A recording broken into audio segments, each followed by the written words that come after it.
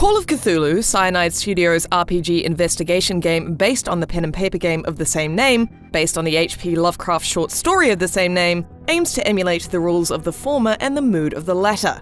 Its first 4 chapters make good on the promise of an atmospheric, slow-moving horror experience that feels rooted in Lovecraft's world. Fate inescapably draws you on. But I'm still wondering just how much your decision-making affects its outcomes.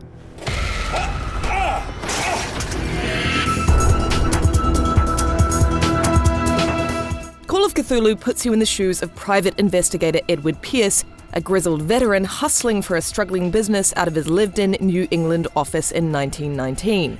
I really loved the attention to detail here. Old leather-bound books, yellowed newspaper clippings, and dim lighting made me want to settle down in Pierce's office with a cracked glass of whiskey, which is, incidentally, what Pierce does a lot, because he's grizzled. Prohibition is just a joke around here. That suits me fine. Pierce's call to uneasy adventure is to investigate the mysterious death of a family on the small remote whaling settlement of Darkwater, and the moody atmosphere continues here. It's in the bars where down-and-out fishermen drink because there's nothing else to do. It's in the spilled guts of a whale washed ashore and the deep lines on the faces of the heavily Boston-accented characters. You'll find me at the Harbour Master's office. It's all pretty gorgeous and very Lovecraftian. It's at Darkwater that Call of Cthulhu's gameplay loop becomes clear. Like the pen and paper game, you invest character points gained through experience into your skill tree, which makes you a better detective. Putting points into eloquence, strength, medicine, psychology, spot hidden, and occultism all theoretically make your mystery-solving job easier. This is most transparent when talking to the various NPCs scattered around Darkwater.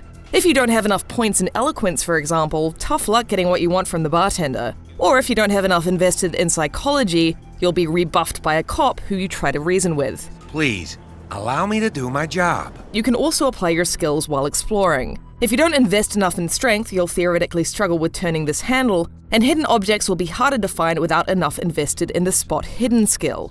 Ultimately though, none of this really seemed to matter. I still turned the handle with a low strength rating. I could still find enough clues to proceed without much invested in the hidden spot skill. It looks like an old Seaway map. Hopefully, as Call of Cthulhu progresses, there'll be more transparency around how these skills work, and how you can use them more obviously to your advantage. What do you think you're doing?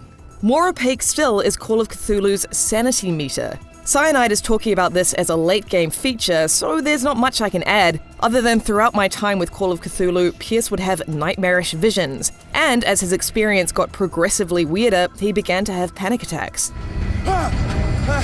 In the pen and paper game, your sanity can be measured by temporary insanity, indefinite insanity, and permanent insanity. I'm curious how it'll play out here.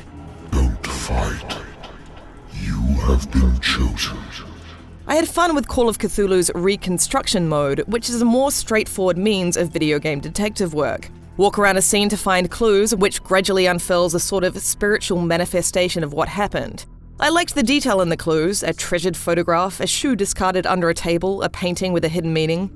Is this one of Sarah Hawkins' paintings? I should note though that at one point during the build I played, Call of Cthulhu became seemingly stuck in this mode until my demo ended, making a dramatic moment pretty anticlimactic. It smells as bad as it looks.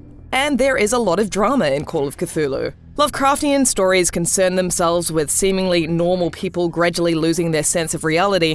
Easy, sir, all right? And my demo ended with a cult in an underground cave, squirming fish guts, and tentacles coming from places where tentacles shouldn't be coming from.